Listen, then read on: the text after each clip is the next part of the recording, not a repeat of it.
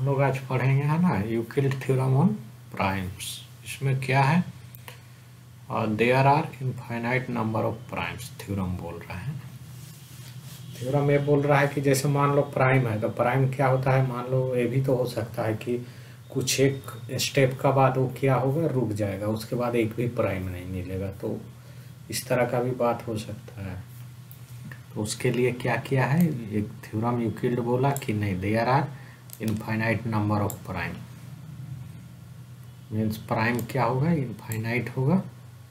तो उसको प्रूव कैसे करेंगे, है ना। पहले मान लेंगे, कंट्राडिक्शन से करेंगे। पहले मान लेंगे कि प्राइम जो है फाइनाइट है, उसके बाद उसको हम लोग कंट्राडिक्शन में पहुंच जाएंगे, है ना। इसका नाम क्या है, Euclid theorem, Euclid theorem on primes. सुनाई दे रहा है ना आप लोग को?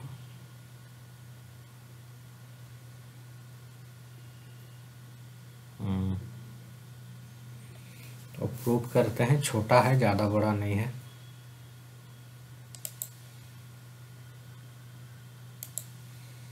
लिखने स्टार्ट करते हैं।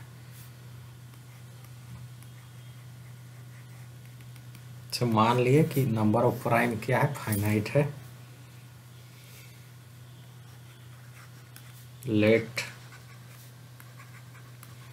The number of primes be finite से n इन नंबर्स। मान लिया कि फाइनाइट है, n है, 1 2 3 4 ऐसे करके n ही प्राइम है, उससे ज़्यादा नहीं, उसके बाद स्टॉप हो गया है। तो हम लोग उसको लिस्ट बना सकते हैं। Hence all the primes can be are listed as। पहला प्राइम क्या है, P1, P1 पहला वाला ले लिए, 2 हुआ। P2 कितना हो गया बाबू, 3 हो गया।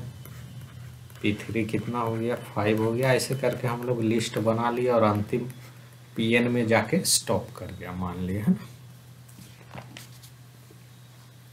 अब एक हम लोग क्या किए, एक नंबर m माने हैं, उसको बना रहे हैं, कंस्ट्रक्ट कर रहे हैं। Let m is equal to P1 P2 ऐसे करके कहाँ तक, Pn तक जाएगा +1। एक m एक नंबर हम लोग बनाए हैं ना।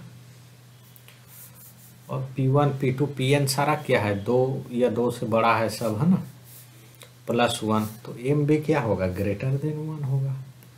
Since m is greater then 1, इसमें कोई डाउट नहीं। Hence m is divisible by some prime p। ठीक है, m ग्रेटर देन 1 है और कोई पॉजिटिव इंटीजर होगा तो fundamental theorem of higher arithmetic क्या बोलेगा, इसको कोई एक प्राइम डिवाइड करेगा या प्राइम का फैक्टर में लिखा जाएगा, तो कोई एक प्राइम तो भाग देगा ही। मान लिए कि p उसको भाग देगा bye fundamental theorem of arithmetic.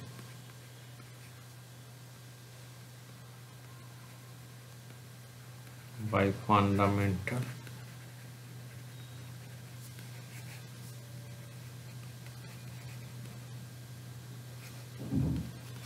ठीक है, यहाँ तक कोई दिक्कत नहीं होना चाहिए।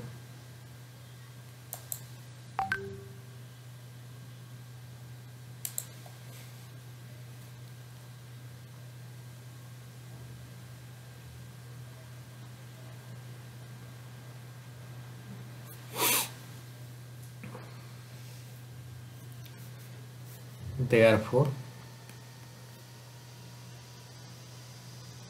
अब देखो P एक प्राइम है जो m को भाग दे रहा है, तो P कहाँ से होगा, या तो P1 होगा, या तो P2 होगा, या P3 होगा, या Pn होगा। क्योंकि हम मान लिए हैं कि n ही प्राइम है, तो वो n में से कोई एक तो P के बराबर होगा ना, जो उसको डिविजिबल करेगा। Therefore P is prime in the list of primes P1 P2 Pn, इसी में से कोई एक P है क्यों, as there are supposed to be only primes। हम लोग मान लिया था कि इतना ही प्राइम है, तो P क्या है, इसी लिस्ट में से कोई एक P होगा, है ना। और इसलिए क्या होगा, P जो है डिवाइड करेगा उसका मल्टीप्लिकेशन को P1 इंटू P2 ऐसे करके Pn तक। क्योंकि P क्या है, इसी में से कोई है, तो वो सारा का गुणनखंड को मैंने भाग देगा ही। एंड ऑल्सो क्या है, वो फंडामेंटल थ्योरम से P जो है M को भी डिवाइड कर रहा है, तो इसका मतलब क्या है, P divides P1 P2 plus Pn plus 1, इसको भी भाग देगा, P इसको भी भाग दिया, P इसको भी भाग दिया, तो P क्या होगा, ये दोनों का, इसका और इसका लीनियर कॉम्बिनेशन को भी भाग देगा। क्योंकि हम लोग का क्या था, थोड़ा सा कलर बदल के देखो बात करते हैं यहाँ पे। अगर A divide B, A divide C, तो A divide BX plus CY सबको करेगा, जहाँ X और Y क्या है, इंटीजर है, तो इसका इंटू सम इंटीजर और इतना इंटू सम इंटीजर डिवाइड करेगा उसको। तो इसीलिए क्या होगा, देखो P डिवाइड्स, इसको क्या किए हम लोग, 1 से गुना किए और इसको -1 से, मीन्स इसका जगह जो X या Y लिए, A लिए 1 और यहाँ पर जो किए इसको -1 लिए, है ना। तो यहाँ क्या आ गया बाबू, P1 into P2 Pn plus 1 से गुना हुआ इधर -1 से, P1 P2 Pn, एक कट जाएगा यहाँ तक, +1 को अलग से लिख दो यहाँ पे। देयरफॉर क्या हो गया, P डिवाइड्स 1। अब देखो P डिवाइड्स 1 तो पॉसिबल है नहीं, क्यों, P कोई भी प्राइम 1 को डिवाइड करेगा, संभव ही नहीं है, विच इज एब्सर्ड, गलत है, संभव ही नहीं है। चूँकि क्या P इज ग्रेटर देन 1 होता है, प्राइम हमेशा 1 से बड़ा होता है। यहाँ बोल रहा है कि P D को डिवाइड करेगा, तो कहाँ से संभव है। हम लोग कंट्राडिक्शन में आ गए। इसका मतलब क्या है कि नंबर ऑफ प्राइम जो हम लोग यहाँ मान लिए थे कि n है, वो रॉन्ग है हम लोग का। इसका मतलब नंबर ऑफ प्राइम कितना होना चाहिए, इनफाइनाइट होना चाहिए। तो ये प्रूफ हो गया हम लोग का। हेंस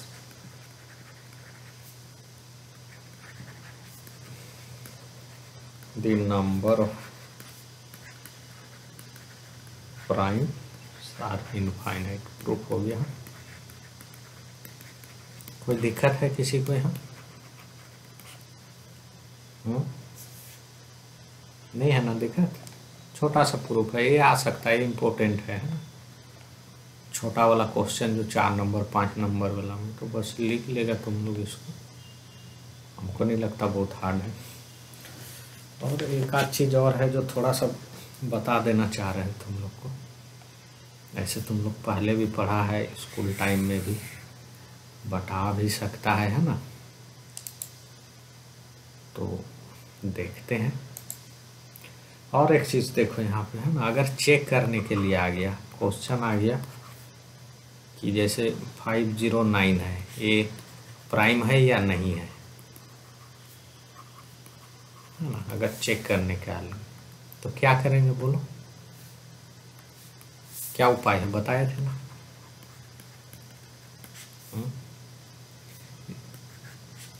इसका स्क्वायर रूट पहले निकाल लेगा, है ना। तो स्क्वायर रूट निकालेगा तो ऑलमोस्ट जैसे ऐसा करके निकालते हैं ना 509 ऐसा, इसे 109 आता है ना सब। अब ये कितना से जाएगा, 2 से जाएगा, 84 है ना जो आएगा, माने 2 के बाद पॉइंट समथिंग कुछ आना है तो ये, हाँ तो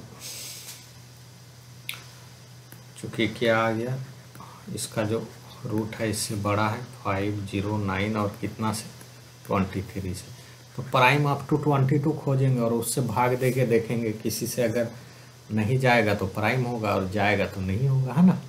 22 तक में क्या क्या प्राइम है ना, प्राइम्स ये सब भी आ सकता है तो लिखना पड़ेगा प्राइम्स अप टू 22। क्या क्या है, 1 तो नहीं है ना, 2 3 5 7 11 13 17 19 और, लेकिन ये किसी से 509 भाग नहीं जाएगा, इसका मतलब 509 क्या है, प्राइम है ना। यहाँ लिख देगा but none of this primes divide 509, किसी से भाग नहीं, डिविजिबल हो जाता तो कंपोजिट हो जाता, देयरफॉर 509 इज प्राइम। तो इस तरह से हम लोग क्या कर सकते हैं, उसको प्रूव कर सकते हैं, अगर एग्जाम में आएगा तो हम लोग को करना है ना। नेक्स्ट और एक चीज़ है थोड़ा सा, जो तुम लोग एलिमेंट्री लेवल पे पढ़ा है बट देख लो, अगर क्वेश्चन लो या थ्योरम लो कोई दिक्कत नहीं है। Prove that root 2 is irrational.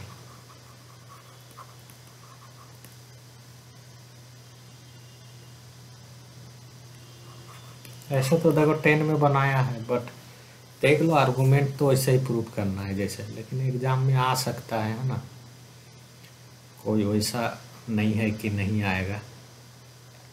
और हमको लगता है इसके बाद कुछ और बचा नहीं है जो हम लोग का सिलेबस में होगा, सेम 2 वाला में नंबर थ्योरी का, है ना। हमको लग रहा है ऑलमोस्ट इससे बाहर नहीं जाएगा, सवाल भले इधर उधर आएगा तो तुम लोग उसको मैनेज करेगा अपना।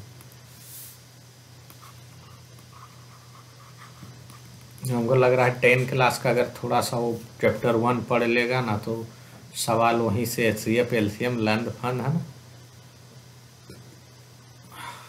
ऐसे और भी सवाल है, कुछ सवाल और डिस्कस कर सकते हैं इसके बाद। पहले मानकर क्या लेंगे, लेट रूट 2 भी रेशनल। अगर रेशनल है तो कोई भी रेशनल नंबर को क्या होगा, A/B में लिख सकेंगे, जहाँ हाँ ये भी इंटीजर होगा तो उस तरह से, तो इसलिए क्या होगा, रूट 2 इक्वल टू, अगर ए रेशनल है तो हम लोग A/B में रखेंगे, जहाँ क्या है B 0 नहीं होना चाहिए और HCF ऑफ AB 1, माने कॉमन फैक्टर सिर्फ एक ही हो, एंड AB और बिलोंग्स टू Z, है ना, माने ये भी क्या हो, इंटीजर हो, इतना तक है। अब यहाँ अगर स्क्वायरिंग हम लोग करते हैं तो क्या होगा, A² बराबर 2B² हो गया, means B into 2B equal to A² हो गया। इसका साफ मतलब क्या हो गया, B डिवाइड्स A², 1।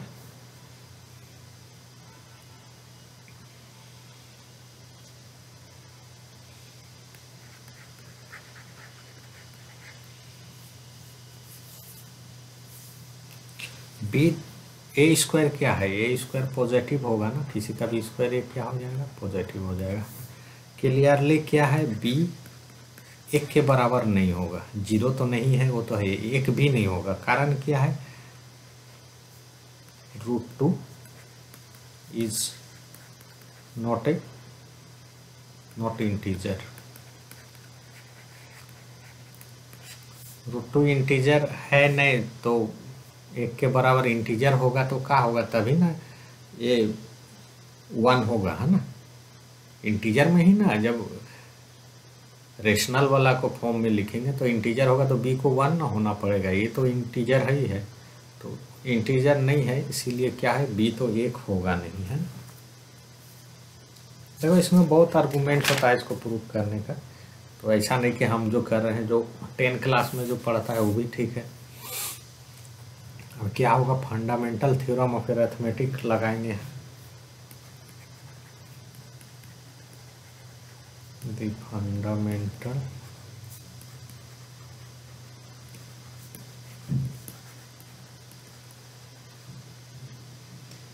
अरिथमेटिक, तो क्या होगा, कोई एक p है जो b को डिवाइड करेगा, b बराबर क्या है, 1 के बराबर नहीं है और यहाँ 0 के बराबर भी नहीं है, तो फंडामेंटल थ्योरम क्या बोलेगा, b को डिवाइड करने के लिए एक प्राइम मिलेगा। Fundamental theorem of arithmetic, there exist a smallest prime p such that, एक प्राइम p मिलेगा, सबसे छोटा मिलेगा बेल ऑर्डरिंग प्रिंसिपल से, है ना।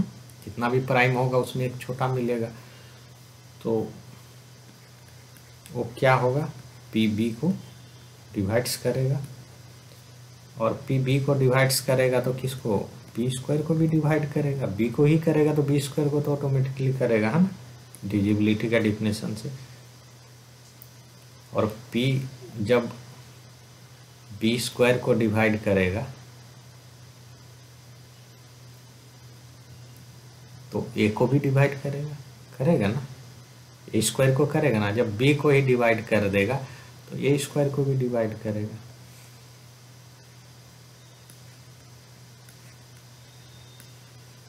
जब p a स्क्वायर को करेगा तो p क्या होगा, a को भी करेगा, है ना। p जब a स्क्वायर को डिवाइड करेगा तो a को भी करेगा।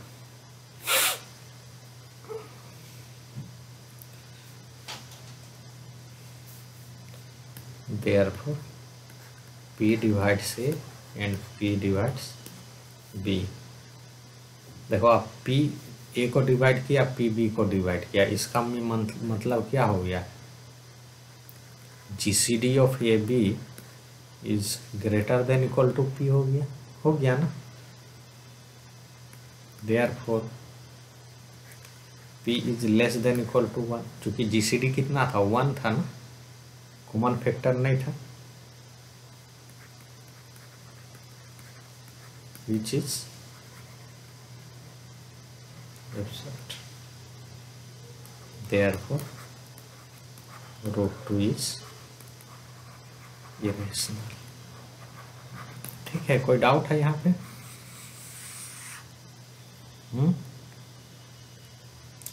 ऐसे तुम लोग इंटर वाला भी जो है ना, वो मैट्रिक वाला भी कर सकते।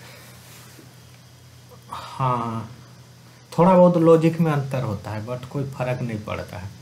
p डिवाइड से स्क्वायर, तो p देखो प्राइम है तो ए स्क्वायर को करेगा तो ये भी करेगा, है ना। ये सब छोटा छोटा लॉजिक होता है, सब चीज़ तो प्रूफ नहीं किया गया है जैसे, लेकिन ऑलमोस्ट समझ में आ जाता है। ये 1 है, ये भी एक क्या है, इम्पोर्टेंट रोल अदा कर रहा है यहाँ पे, है ना, कि GCD 1 है मीन्स क्या है, कॉमन फैक्टर नहीं है। जैसे 2/3, 2 और 3 का GCD 1 है, इसी को क्या करोगे तुम 4/6 भी लिख सकते हो, बट GCD 1 नहीं है, तो इसको कंसीडर कर रहा है ना कि एक से ज़्यादा दोनों में फैक्टर है, मतलब काट छाट के एकदम लिखा गया है। ठीक है, देखो कभी कभी ना इस तरह का भी चीज़ आ सकता है, तो तुम लोग थोड़ा सा ध्यान देगा। एक एग्जाम्पल ले रहे हैं 3 नंबर, जैसे इस तरह का बात आएगा ना कि 3 कॉन्सिक्यूटिव इंटीजर को, नेचुरल नंबर को लेंगे तो वो 6 से भाग देगा। ठीक है, आ रहा है बात समझ में? 3 कॉन्सिक्यूटिव जैसे लेंगे तो हाँ, तो 6 को भाग देगा। तो इस तरह का चीज़ प्रूफ करने के लिए आ सकता है, तो उसको अपने से तुम लोग डील करेगा। ज़्यादा तो पढ़ना नहीं है नंबर थ्योरी, जब पूरा पेपर पढ़ेंगे तो शायद हम पढ़ाएं, मौका मिले पढ़ाने का, है ना। बट इतना तो तुम लोग को पहले देखो, इस तरह से मान लोगे कि 3 consecutive in natural number n है, तो नेक्स्ट वाला क्या होगा, n+1 2। इसको गुना करोगे तो ये क्या होगा, n² + 3n + 2।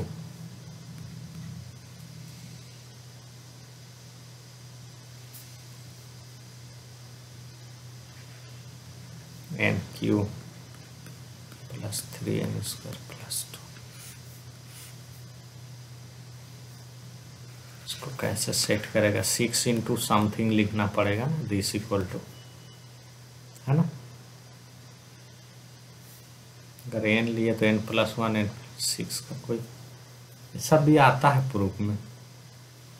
इसे लगातार लेंगे तो पहला वाला 1 से मान लो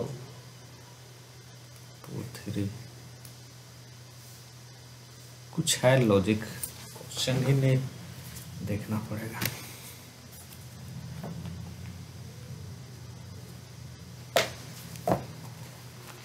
अच्छा रुको, एक सवाल और देख रहे हैं।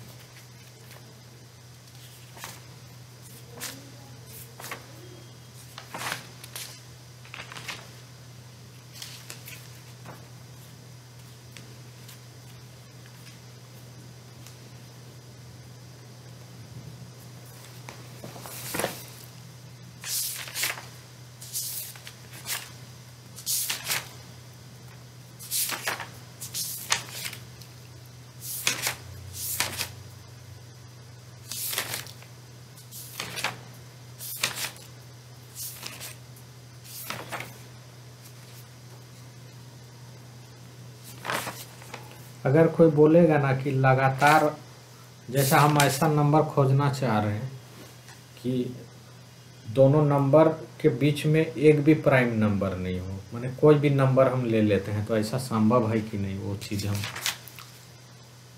तो पूछना चाह रहे थे तुम लोग। बात समझा मेरा?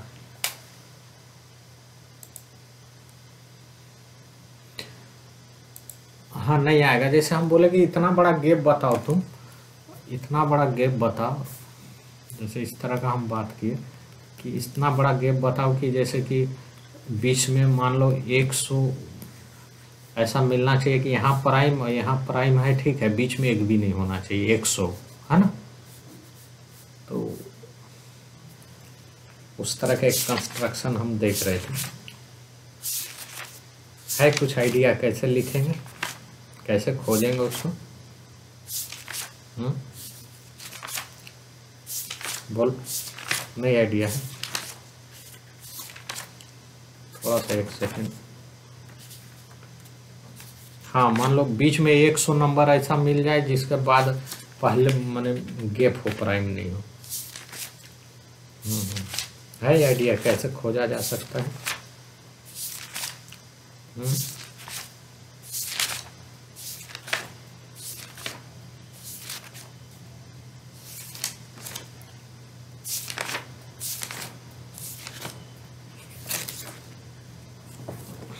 दो चार पाँच तो शुरू में ही मिल जाएगा, हमको लगता है। शायद देख लेना, शायद थोड़ा बहुत भूल भी रहे हो। अगर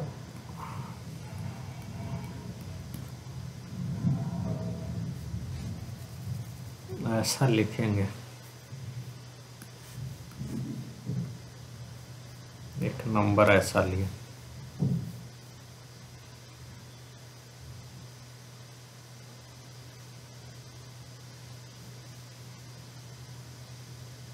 ठीक है।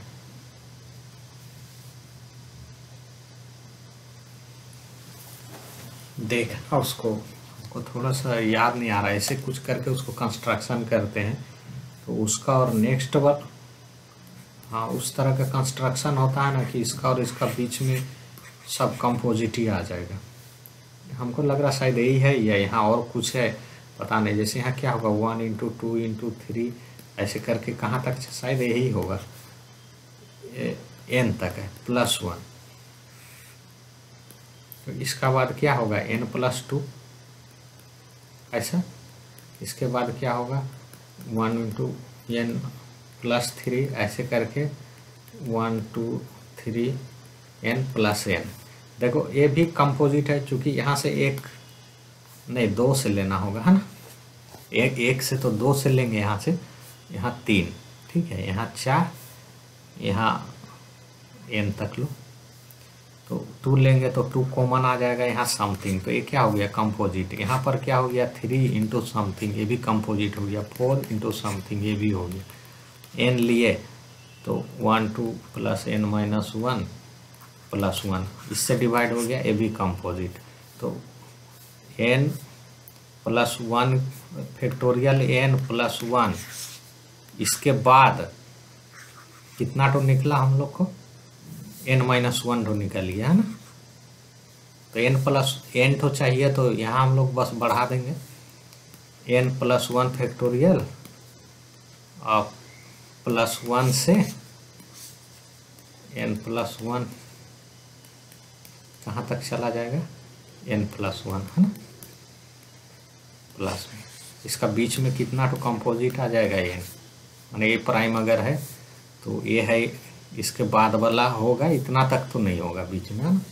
तो इस तरह से भी सवाल आता है कभी कभी कि 2 ऐसा नंबर हमको बताओ कि उसका बीच में 100 तो कंपोजिट होगा, 200 कंपोजिट होगा, तो उसको ऐसे निकालेगा, है ना। क्लियर है बात, समझ में आया? तो देख लेना।